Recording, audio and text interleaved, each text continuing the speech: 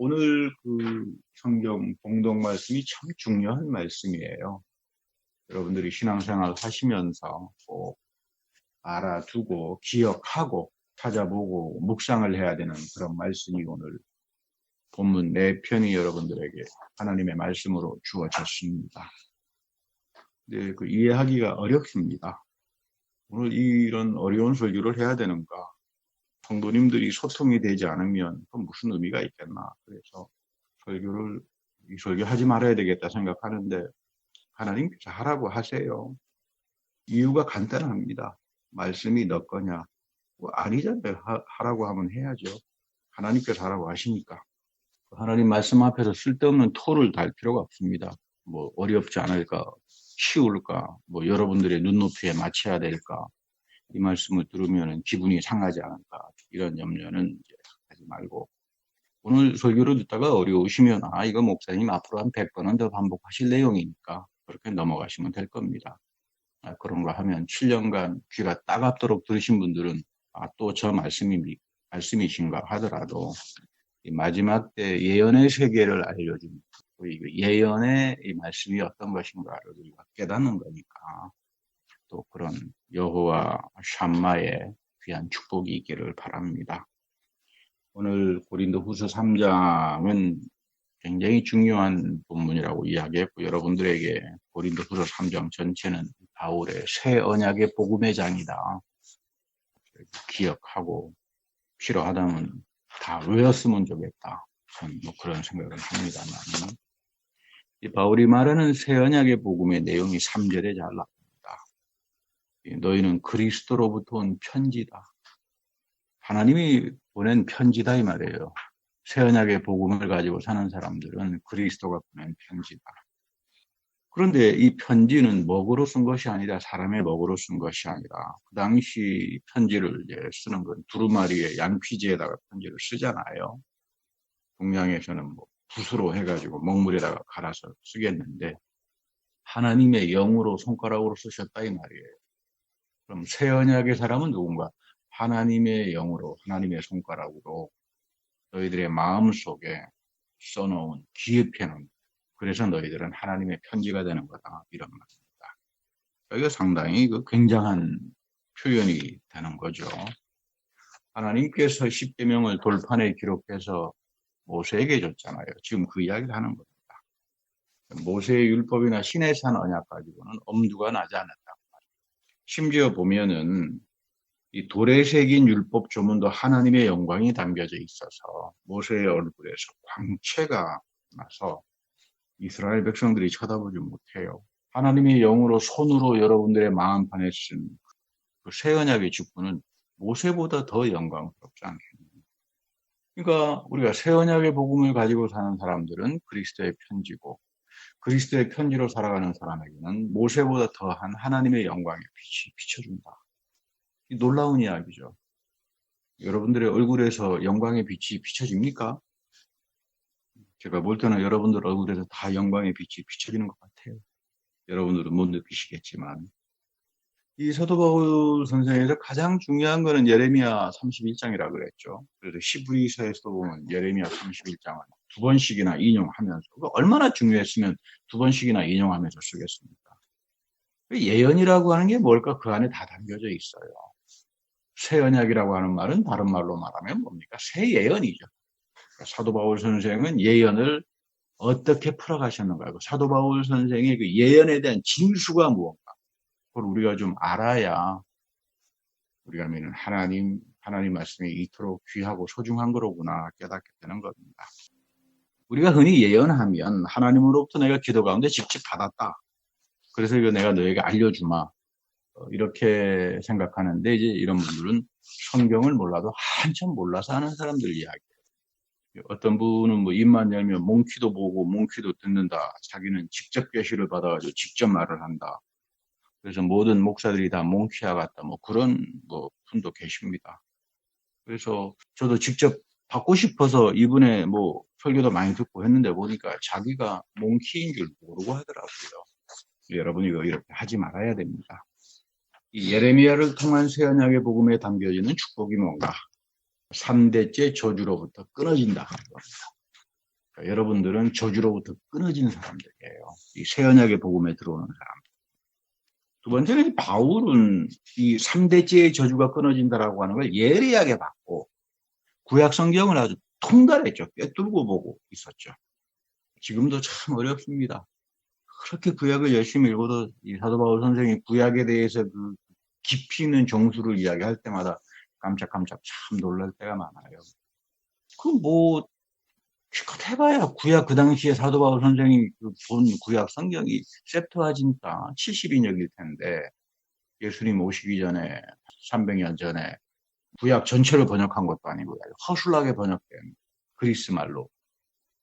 저는 지금 완전히 구약 히브리어 오리지널로 번역된 하나님 말씀을 가지고 있잖아요.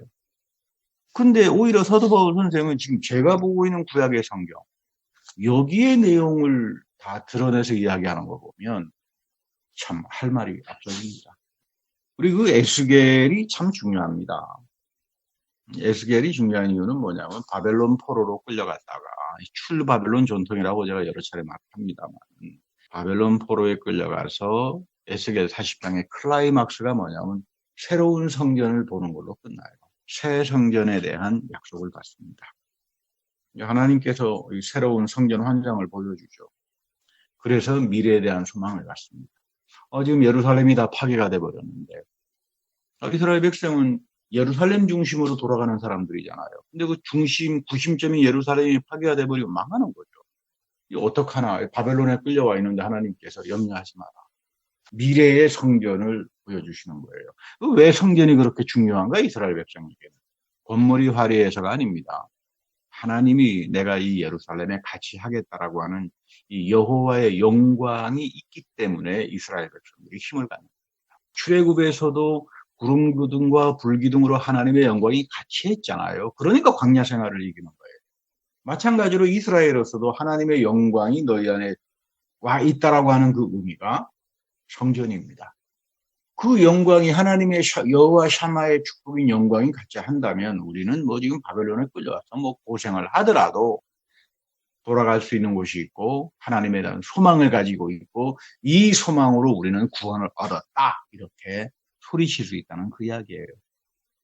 우리 로마서 공부하면서 사도 바울 선생이 내가 이 소망으로 구원을 얻었다.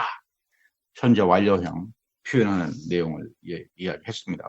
에스겔도 똑같은 마음을 갖고 있는 거죠. 그러니까 에스겔에게 주어지는 새로운 소망은 성전으로 봅니다. 근데 이 성전이 무슨 건물이 화려하고 위대해서가 아니라 이 안에 하나님의 영광이 담겨져 있다. 근데 이제 많은 교회가 성전 건축할 때 이 솔로몬 성전을 진짜 이렇게 이야기하고 18번으로 스가랴 4장 6절의 말씀을 끄집어내가지고 말을 많이 합니다. 교회에다가 써붙여가지고 성전 대건축 솔로몬 성전 해가지고 스가랴 4장 6절 말씀을 갖다 놓고는 하는데 이렇게 써먹으라고 하나님께서 그 말씀 주신 게 아니에요. 그러면 왜 성전이 그토록 소중한 걸까? 에스겔 43장 4절에 가면 여호와의 영광이 동문을 통해서 성전으로 들어갑니다. 에스겔에 보면 하나님께서 성전을 떠나버려요. 이가보 천상이죠. 제일 무서운 심판이에요. 하나님이 떠나면 어떤 일이 벌어집니까? 우리는 내버림을 당합니다. 하나님의 영광이 떠나서 교회를 떠나버리고 성전을 떠나버리고 내 삶 속에서 떠나버리면 한동안은 굉장히 잘 되는 것처럼 보여요. 다 잘 되는 것 같아요. 아무런 염려 없네. 근데 여러분 그게 가장 무서운 심판입니다. 바울은 그걸 그렇게 말하죠. 너 멋대로 해 하고 내버리는 겁니다. 너 멋대로 해. 이게 여러분 제일 무서운 심판이에요. 지금 대한민국이 지금 하나님 앞에 받는 심판이 이 심판입니다. 그래 너희들 멋대로 한번 해봐. 오랫동안 1970년, 80년부터 여러 차례 나쁜 사건들을 통해서 교회에다가 경고를 했습니다. 하나님이. 나쁜 짓 하지 마라. 세속화되지 마라. 세상의 영광과 권력을 탐하지 마라. 돈 너무 좋아하지 마라. 안 들었어요, 교회가. 이제 와서는 그래, 너 마음대로 해. 코로나 바이러스로 인해서 내년 정도 되면 한국교회 반이 문을 닫는다 그럽니다. 여러분, 무서운 심판입니다. 여호와 영광이 떠나버렸다. 그런데 에스겔 43장 3절에 가보면 여호와의 영광이 동문을 통해서 다시 성전으로 들어옵니다. 여호와 샤마죠. 하나님의 영광이 여기 있다. 또는 쉐킨나라고 그러죠. 하나님의 영광이 구름 기둥과 불 기둥으로 이 성전에 같이 한다. 동문으로 들어왔습니다. 놀랍죠. 왜 동문인가? 예수님께서 종려주일에 바로 이 동문으로 들어갑니다. 이스라엘 전통에서는 그래서 여호와 하나님이 동문으로 성전에 들어왔다 그래서 동문은 닫아놔요. 아무도 여기 못 들어간다. 여기는 누가 들어오느냐? 메시아만 들어올 수 있다. 하나님만이 들어올 수 있다. 그러니까 인간이 여기 얼쩡거리다가는 큰일 난다. 그러니까 이스라엘 백성들에게 성전이 왜 소중한가? 하나님의 영광의 광채가 우리하고 함께 하니까 전쟁에 나가도 하나님께서 다 이기실 것이고 여호와 샬롬으로 다스릴 것이고 뭐 어떤 어려움이 있더라도 하나님이 우리와 함께하는 한에 있어서는 뭐 우리가 염려할 거 없다. 그래서 하나님이 우리와 함께한다. 이 별명이 뭡니까? 예수님 아닙니까? 임마누엘, 하나님이 너희들과 함께할 거다. 이게 성전이에요. 무슨 화려한 뭐 솔로몬 성전이 뭐 대단하고 이런 성전이 아니라 하나님의 영광이 예수 그리스도 임마누엘의 하나님이 그 말씀으로 성령으로 너희와 함께하고 있느냐? 너희들 안에. 그러면 너희들은 모든 걸 다 이길 수 있다. 설령 아무리 숫자가 미약하고 아무것도 아닌 거라고 하더라도 하나님은 여기에서부터 놀라운 기적들을 이루어 가신다 그 말이에요. 그러니까 아무리 위대한 아름다운 솔로몬 성전도 하나님의 영광이 떠나버리면, 임마누엘이 떠나버리면 무너지는 거죠. 에스겔에게 보여주는 내용이 바로 이겁니다. 이건 명심해라. 너희들 그 솔로몬 성전은 다 망했잖아요. 바벨론에게 완전히 망그러졌잖아요. 그러나 내가 함께하는 성전은 그 누구도 망하지 못하게 한다 그 말이죠. 그러니까 능으로도 힘으로도 안 되고 오직 여호와의 신으로 세워진다. 이게 스가랴 4장 6절의 말씀입니다만은 우리 교회에 과연 하나님의 신 루아흐, 하나님의 영광의 광채, 이 여호와 샤마, 이 빛이 비춰주고 있느냐? 이것이 성전이다 이 말이에요. 이거를 우리가 붙들고 살아갈 수 있어야 됩니다. 이것이 하나님의 예언이죠. 성전은 절대로 인간의 재정이나 숫자나 능력으로 세워지는 것도 아니고 그렇게 교회를 지어서도 안 된다 그 말이에요. 오직 여호와의 신 루아흐, 성령의 능력으로 세워지는 것이고 이러한 성령으로 세워지는 영적 사건이 있는 곳에 에스겔 성전이 있다 그 말입니다. 그러니까 스가랴 4장 3절의 말씀은 에스겔에게 보인 성전을 짓도록 하마 그것은 나의 영으로 세워지는 성전이다. 폐허가 되어버린 예루살렘 성전을 보면서 한숨만 푹푹 쉬는 이스라엘 백성들에게 염려하지 마라. 더 이상 솔로몬 성전이 아니다 이 말이에요. 솔로몬 성전은 폐해져 버린 겁니다. 끝났잖아요. 솔로몬 성전은 바벨론 앞에 망했잖아요. 그런 성전 더 이상 보지 말라 이 말이에요. 이제는 여호와 영으로 세워지는 이 성전이 이제 이 영적인 성전이 주어진다. 그래서 에스겔 44장 1절에 가보면 여호와 하나님이 들어가신 동문은 다단도라고 합니다. 여기는 하나님만이 들어가는 곳이고 거룩한 곳이기 때문에 사람이 들어갈 수 없다. 나중에 하나님이 다시 오실 때 이 문을 열고 들어갈 거다. 이거를 역사적인 예수님이 어린 아기 타고 이 문을 들어가는 걸 가르쳐서 종려주일이라고 말을 하는 겁니다. 에스겔은 이미 예레미야에게 주셨던 그 성령의 약속을 자기도 예언의 말씀으로 받았습니다. 에스겔서 11장 19절에 가보면 내가 그들에게 한 마음을 주고 그 속에 새 영을 주며 그 몸에서 돌 같은 마음을 제거하고 살 같은 부드러운 마음을 주겠다. 그러니까 예레미야 31장에 성령을 부어주겠다라고 하는 이 예언이 바로 지금 에스겔에게 이어지는 겁니다. 여러분 이게 예언이에요. 그러니까 우리가 지금 받는 예언도 전부 다 성경으로부터 나오는 거지. 하나님의 주시는 영이 나에게 오면 하나의 마음을 가지기 시작하고 성령의 탄식의 소리를 듣기 시작하고 두 마음 갖지 못합니다. 두 마음은 세속화된 마음이죠. 우리는 늘 두 마음 때문에 힘들잖아요. 기도할 때 말로는 주여 내가 모든 걸 다 주님께 맡깁니다. 그래놓고 끊임없이 걱정합니다. 이게 여러분 두 마음이죠. 입으로는 주님께 다 맡겼습니다. 그래놓고는 돌아서면은 항상 머리가 돌아가요. 잔머리가 돌아갑니다. 두 마음을 가져서 그렇습니다. 그런데 성령이 오게 되면 이런 마음들이 제거가 되기 시작하고 살 같은 부드러운 마음을 가지기 시작하면 마음이 온유해지면서 성령의 소리를 들어요. 성령의 음성을. 그러니까 많은 분들이 하나님의 음성을 듣고 싶어 하시는데 성령 안에서 내 마음에 돌 같은 마음들이 제거가 되면 내 마음이 온유해지면 그때부터 성령의 탄식과 성령의 음성을 듣기 시작합니다. 할렐루야. 여러분들 이런 성령을 사모하며 사는 여러분들이 되기를 바랍니다. 그래서 바울은 지금 이 위대한 예레미야와 에스겔에게 주어졌던 이 새 언약의 엄청난 예언을 자기 시대에 고린도 후서에서 지금 풀어가는 거예요. 그래서 그 고린도전서 4장 6절에 가면 유명한 말씀 하시죠. 너희는 기록된 말씀 밖으로 넘어가지 마라. 말씀을 나에게서 배워 서로에게 교만하지 마라. 왜 이런 말씀을 하는가? 그 당시 보면 예언 사역한다고 이 돌팔이들이 너무나 넘쳐났어요. 모든 예언은 기록된 말씀, 구약이잖아요. 구약의 말씀에서부터 오는 건데 이거 다 필요 없어요. 그래놓고는 자기가 직통계시로 받았다 그래가지고는 사람을 돌리고요. 그러나 지금 바울이 이야기하는 예언은, 새 예언은 기록된 말씀의 전통에서 예레미야, 에스겔, 마지막 요엘, 그리고 오순절날 대성령, 이 사건에서 온 예수 그리스도의 복음 외에는 없는 거다. 지금 그거를 선포하는 겁니다. 고린도 교인들이 망한 이유는 뭐냐면 엉뚱한 데 가서 직통계시 받는다 그래가지고 그거를 착각해서 성령 충만으로 착각했다가 다 망해버리는 거고 바울에게 책망을 받은 겁니다. 그러니까 예언 사역이라고 하는 건 하나님이 성경을 통해서 수많은 예언자들에게 주신 귀한 축복의 말씀을 기록된 범위 안에서 이해하고 이것을 그 전통에 입대어 내 삶의 자리에서 해석하고 순종하고 실천하며 살아갈 때 그 예언에 엄청난 축복이 주어지는 겁니다. 여러분들 축복을 받고 싶으면 주님 하나님 말씀 속에서 하신 그 예언의 사역이 내 삶 속에서 이루어지게 하여 주십시오. 여러분 항상 사모하고 살 수 있어야 돼요. 흔히 교회에서 예언 사역한다는 분 만날 때가 있습니다. 하나님께서 어젯밤 기도할 때 이렇게 말씀하라고 했다. 목사님 간증하게 해주세요. 그럼 그 간증하기 전에 먼저 기록된 성경 어디에 어떻게 나와 있는지 우선 찾고 난 다음에 간증하시죠. 하면은 주로 하시는 말씀들이 그 골치 아프게 그런 걸 찾아서 뭐 합니까? 그러면 당신이 받은 예언과 계시는 어디에서부터 오는 겁니까? 만약에 그거 했다가 전혀 틀리면 어떡하실 거예요?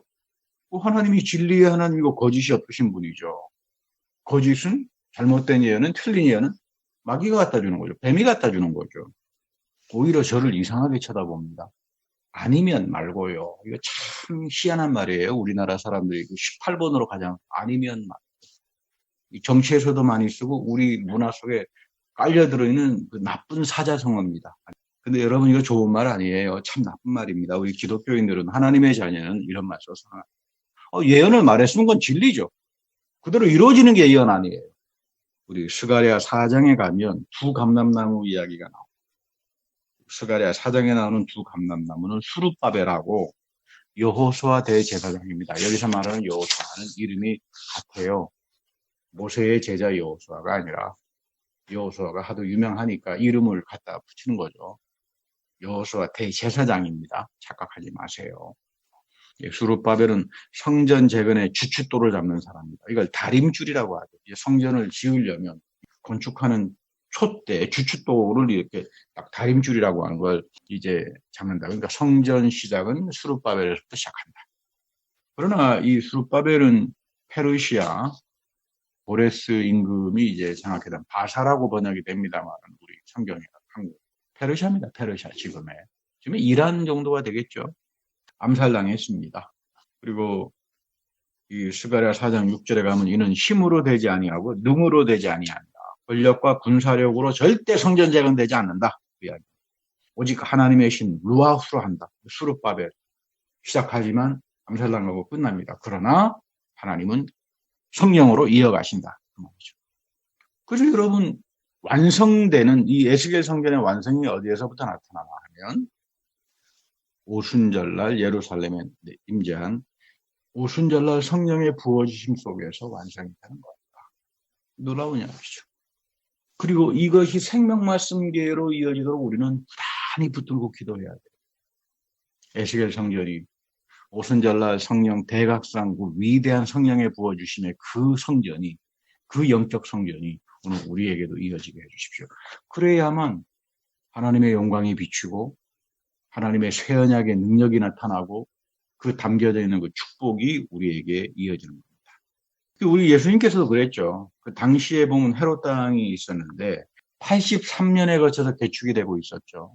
그러니까 예수님 오시기 전 20년 전부터 헤롯 대왕이 이제 그거를 성전 건축을 했으니까 솔로몬 성전이죠.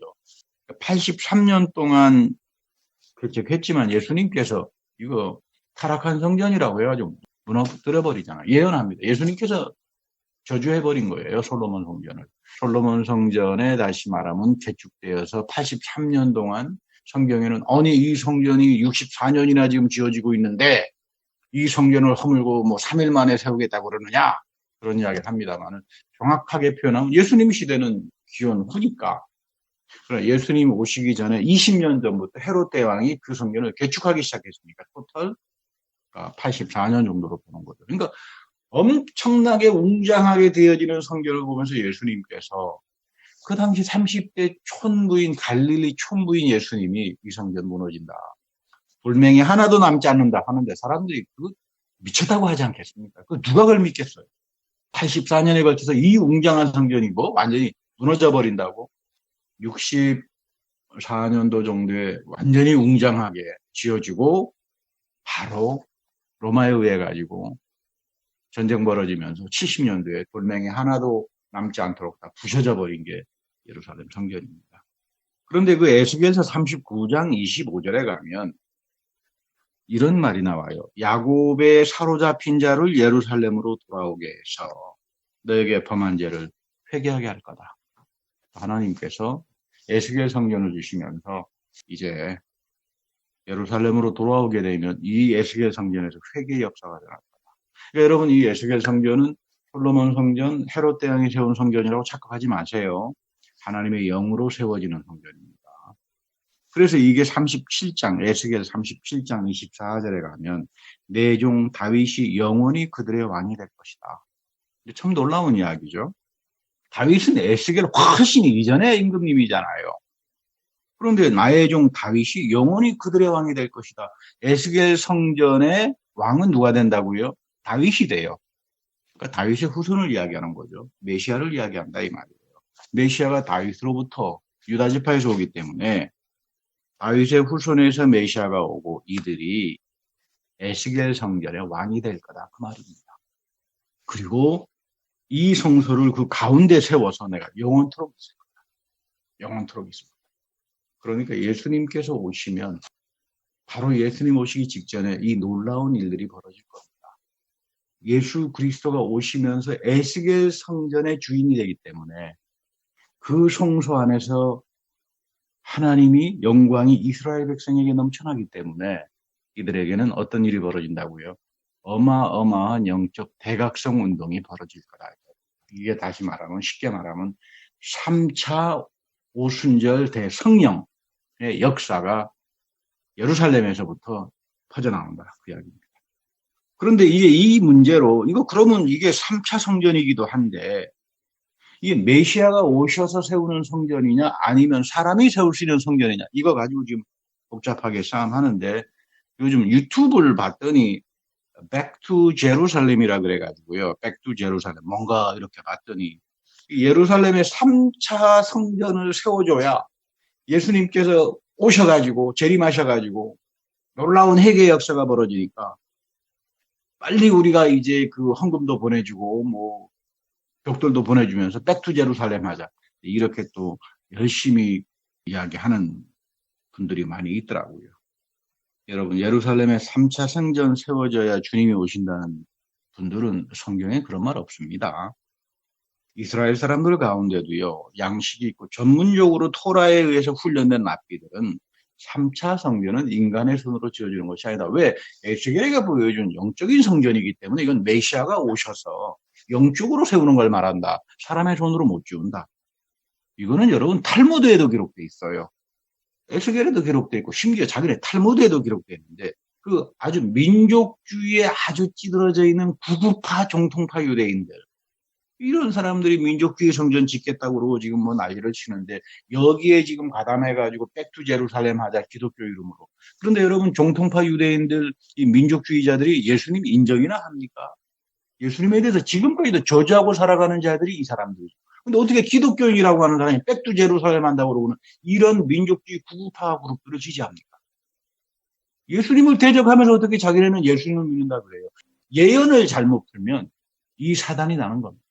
그리고 여러분 여기에다가 바로 앞에 지금 이슬람의 3대 보물이라고 하는 이 락성전이 세워져 있잖아요. 이 모하메드가 여기서 3층천 올라갔다, 3층천 체험했다라고 하는 전설이 서려 있고, 이 사람들에게는 이 보물입니다, 보물.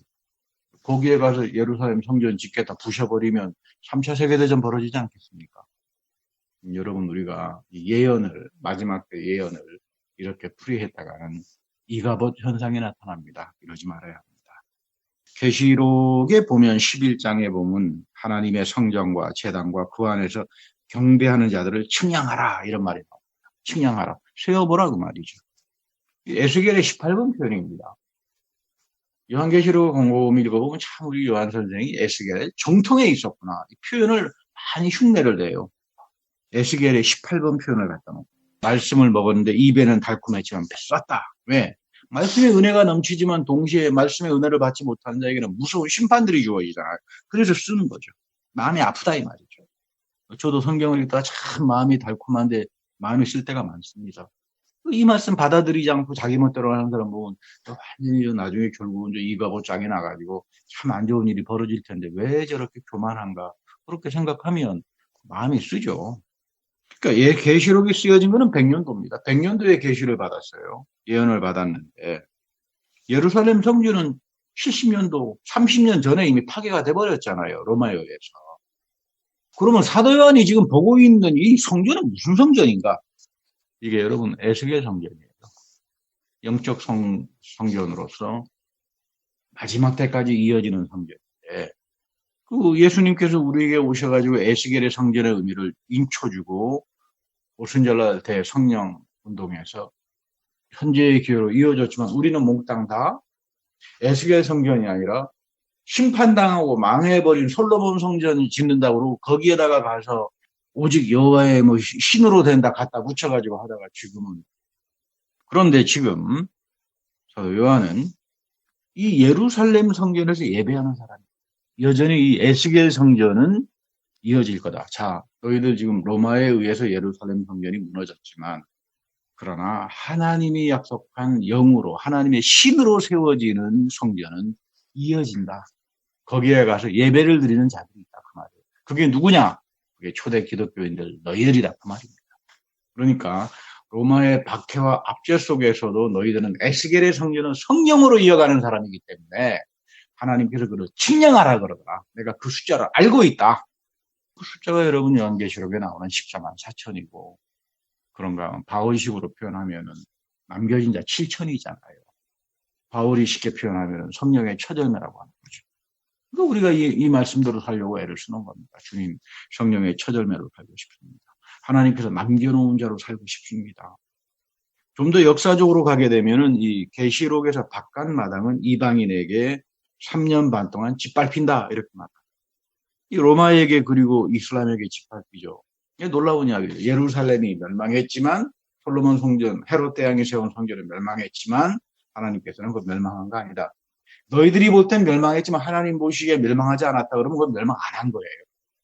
너희들이 볼 때 예수님이 십자가에 죽었다 그러지만 하나님께 안 죽었다 하고 부활시키면은 부활이 되는 겁니다. 지금 이 이야기를 하는 거예요. 그거는 망한 게 아니라 바깥마당 잠시 망한 거야. 3년 반 동안. 그러니까 여러분 3년 반이라고 하는 거는 임시적이다. 하나님께서 반드시 회복시킨다. 역사적으로는 622년도에 이슬람이 모하메트가 다시 그 예루살렘 그 성전 팔레스티나를 장악하죠. 예루살렘. 그러나 잠시 짓밟힌다. 그리고 난 다음 오시는 분이 두 감람나무입니다. 영으로 위대한 지도자들이 두 증인을 세우는데 모세와 엘리야의 영도 온다. 또는 수룹바벨과 여호수아 같은 사람이다. 구약에는 수룹바벨과 여호수아. 에스겔 성전을 위해서 정화시키는 운동을 하잖아요. 마지막 때는 모세와 엘리야의 영으로 와서 베옷을 입고 있어요. 왜 베옷을 입고 있습니까? 회개를 한다 이 말이죠. 회개를 선포하기 시작하는데 이들의 입에서는 불이 나옵니다. 말씀에 불을 붙여서 역사하죠. 하나님께서 말씀에 성령의 불을 붙여가지고 새 언약을 잃어버린 다 그 새 예언을 잃어버리는 사람들에게 선포하게 해서 회개로 인도합니다. 놀라운 일들이 벌어지는 거죠. 하나님의 구원의 권능이 이들을 통해서 모세의 출애굽 때처럼 예언자 엘리야 때처럼 놀랍게 나타날 것이다. 이것을 우리가 흔히 쉽게 표현하면 마지막 때 일어나는 오순절 성령의 강림 사건이다. 그 이야기입니다. 초대교회 사도행전에 나온 오순절 대강림 사건이 있었죠. 두 번째는 흔히 2차라 그래가지고 고넬료가 받았던 성령의 사역이 있었죠. 그러나 위대한 마지막 때는 바로 두 증인을 통해서 우리에게 주어지는데 이 기간에 회개가 일어나고 성령이 부어지고 말씀이 살아납니다. 여기에서 믿음을 회복한 사람들이 남은 자로 성령의 처절매로 14만 4천으로 살아갈 수 있는 거예요. 그러니까 여러분 지금 우리가 14만 4천이다 또는 우리 종파에 들으면 14만 4천이 된다고 하는 말은 성경 아무것도 모르고 하는 사람들이에요. 14만 4천은 언제 나타난다고요? 두 증인의 사역이 위대하게 성령의 대폭발 사역이 일어나서 새 언약, 새 예언의 말씀이 회복될 때 그때 하나님께서 사랑하는 7천 또는 14만 4천 또는 성령의 첫열매로 살아가는 사람들이 놀라운 축복으로 갈 거다 그 말입니다. 그러니까 여러분 두 증인 사역, 두 감람나무의 사역은 누가 두 감람나무냐 이게 중요한 게 아니라 마지막 때 나타나는 오순절 대성령의 운동이라고 하는 걸 알아야 합니다. 여러분 이거를 사모해야 되죠. 내가 성령으로 살아야 되겠다. 그래서 우리 마태복음 24장 36절에 가면 예수님께서 놀라운 말씀합니다. 그날과 그때는 아무도 모른다. 심지어 아들도 모른다. 이거 놀라운. 아니 예수님이 왜 몰라요? 예수님이 오시는 날을 예수님이 모르면 어떡합니까? 모른다고요. 아버지만 아신다. 아버지가 나를 보내실 때 아버지의 결정에 달려있다. 아니 그러면 지금 예수님께서 무슨 말씀하시는가? 이게 다른 말씀 아닙니다. 예수님 자신도 예언을 기록된 범위의 말씀을 안 넘어가시는 거예요. 스가랴 14장 7절에 나오죠. 스가랴 14장 7절에 그러잖아요. 주님께서 오실 때 그때 올지는 주님만 안다. 아버지 하나님만 안다. 그 말이 나와요. 스가랴 14장 7절입니다. 예수님께서 그 말씀을 말씀하는 거예요. 예수님 자신도 예언에 대해서 기록된 말씀을 벗어나지 않는데 너희들이 뭐라고 예수님이 며칠 날 곧 온다. 언제 온다. 그때 다 쳐 죽인다 그래요. 그런 잘못된 예언자. 거짓 선생님들은 다 죽인다 그런 말을.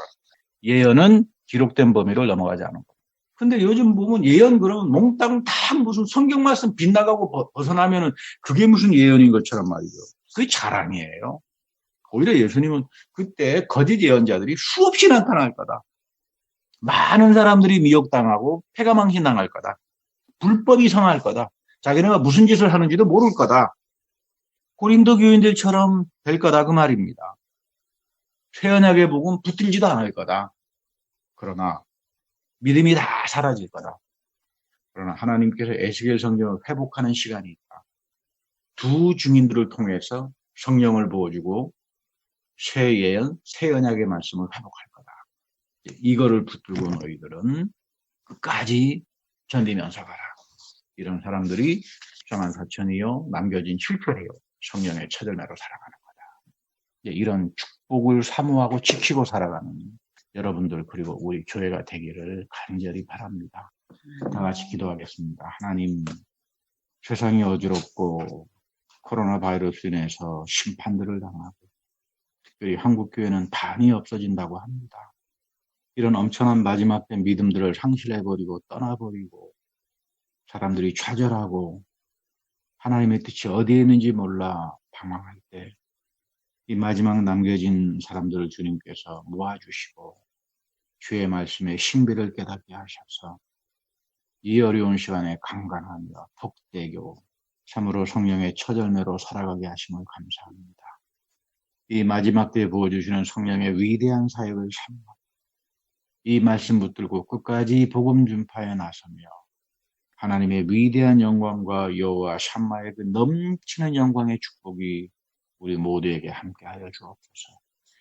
우리 구주 예수 그리스도의 이름으로 감사하며 기도드립니다. 아멘.